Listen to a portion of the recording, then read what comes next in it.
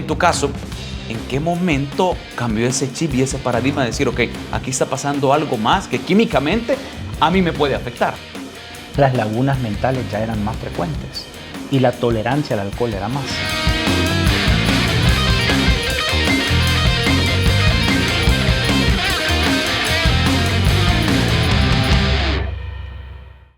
Hola, bienvenidos al primer episodio de la serie Que no te agarre en curva, del programa Pospone y Disfrutarás, y es que es de Distribuidora Salvadoreña, un programa de responsabilidad social empresarial que logra un objetivo importante, que es evitar el consumo de alcohol en niños y adolescentes. Hoy precisamente vamos a dedicar este podcast a todos aquellos que están criando, acompañando, padres de familia para que tengan herramientas necesarias y poder hablar ese tipo de temáticas tan importantes en la vida de todo ser humano. Hoy con nosotros va a estar un experto en el tema con 14 años de trayectoria para que hablemos un poco más y abordemos temáticas interesantes del por qué la presión social lleva a nuestros hijos e hijas a empezar una vida con el alcohol. Eddie Torres, señoras y señores, con nosotros. Bienvenido, Eddie. Gracias, Mario. Muchas gracias y gracias también a Disal con esta campaña de Pospone y Disfrutarás.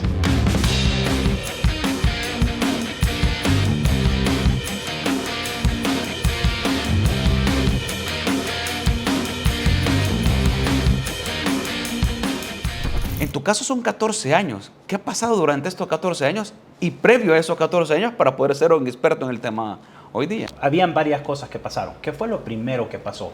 A mí nunca me dijeron que el alcohol era malo. A mí me decían, las drogas son malas, no hagas drogas. Eso es una creencia cultural normativa.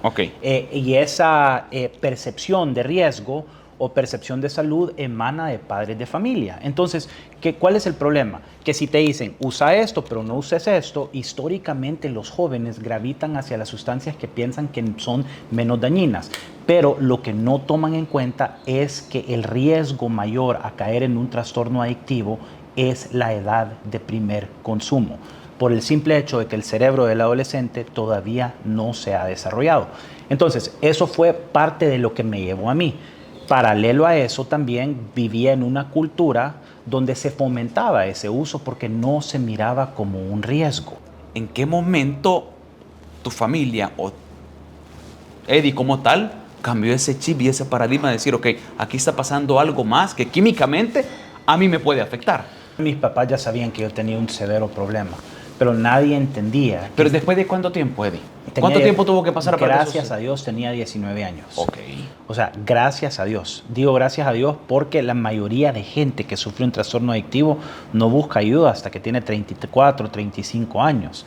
Ya las consecuencias ya son muchos mayores de sus actos, ya vienen de familias divorciadas, ya hay consecuencias severas, por decirlo así. Y también el cerebro se desarrolló con un trastorno adictivo. O sea, yo siempre digo de que yo pedía ayuda inconscientemente.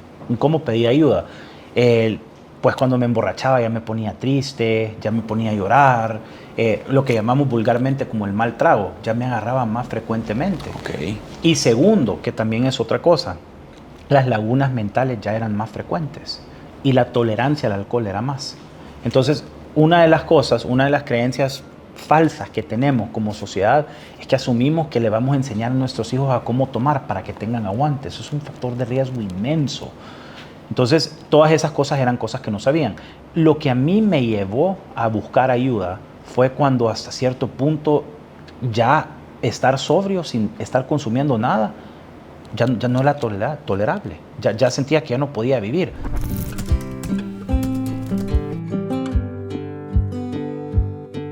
Yo en mi familia tenía lo que llamaba una predisposición genética a los trastornos adictivos y todo, y lo que pasa es que no tenía esa concientización de riesgo, como tantas familias alrededor de Latinoamérica y todo. Gracias a que mis papás se encontraron con un psiquiatra adictólogo en el país, fue que me pudieron intervenir. Anteriormente mis papás habían tratado todo. Me habían mandado a hablar con el sacerdote, nada en contra de la religión ni nada, pero simple y sencillamente era lo que ellos pensaban que me podía sacar adelante, por decirlo así. Fue hasta que un psiquiatra dijo, esto es un trastorno adictivo. Entonces cambió el paradigma de una cosa que era basado en moralidad y todo a una cosa de salud. Me encantaría que me comentaras con tu experiencia qué pasa acá, qué pasa en nuestro cerebro, químicamente, qué es lo que sucede. Cuando hablamos de un trastorno adictivo, la Organización Mundial de la Salud reconoce un trastorno adictivo como el uso repetitivo de una sustancia o comportamiento compulsivo a pesar de las consecuencias negativas. Pero eso ni empieza a explicar que los cambios neuroestructurales, neuronales que ocurren en el cerebro. Te los defino. ¿Qué es lo primero que pasa? Hay una desensibilización de receptores naturales de dopamina en el cerebro. ¿Qué es la dopamina? Es un neurotransmisor que te recompensa cada vez que haces algo que ayude en tu sobrevivencia. ¿A quién no le gusta el dinero? ¿A quién no le gusta comer? O sea, son todas esas cosas, las haces consistentemente porque incrementa tus niveles de dopamina. ¿A quién no le gusta escuchar música o hacer ejercicio?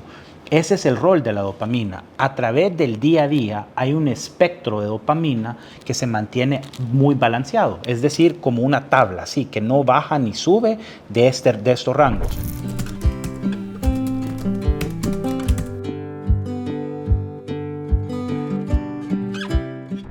Incrementar los niveles de dopamina normalmente, si tenés una predisposición genética a la adicción, las incrementas al 10-15%.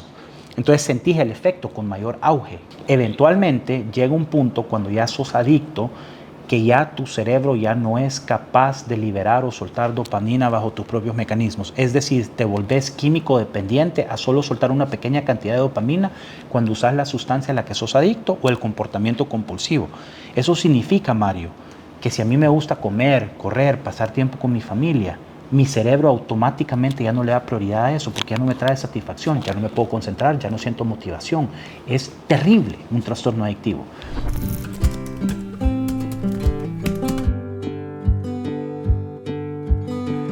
Y esto aplica a la edad de primer consumo, ya no poder parar. ¿Por qué?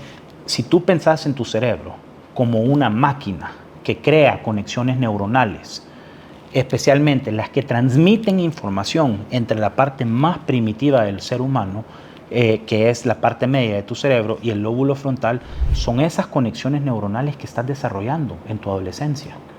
Si tú tomas o usas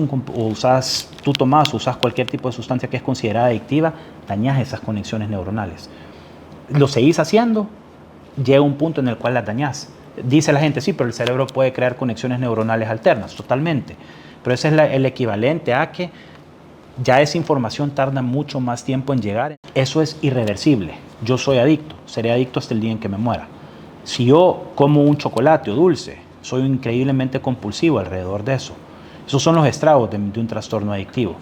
La gente que sufre un trastorno adictivo tiene una cosa en común: empezaron a tomar o a usar a una edad muy temprana. Y segundo, estas partes del cerebro sufrieron un daño permanente e irreversible, que hasta ahora en día ningún hospital o clínica te lo puede volver a corregir. Este es el primer episodio, atención, de la serie Que no te agarre en curva, parte del programa de responsabilidad social empresarial Pospone y disfrutarás de Distribuidora Salvadoreña. Lo que queremos lograr es darles a ustedes, padres de familia, diferentes herramientas para poder hablar con sus hijos, con sus hijas y de esta manera posponer el consumo de alcohol en los adolescentes.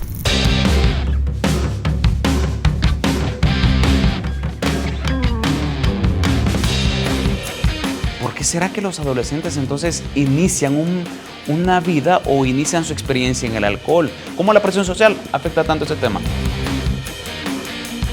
Tienen la percepción que la mayoría de gente lo está haciendo. ¿Y qué factores contribuyen a eso? Las redes sociales.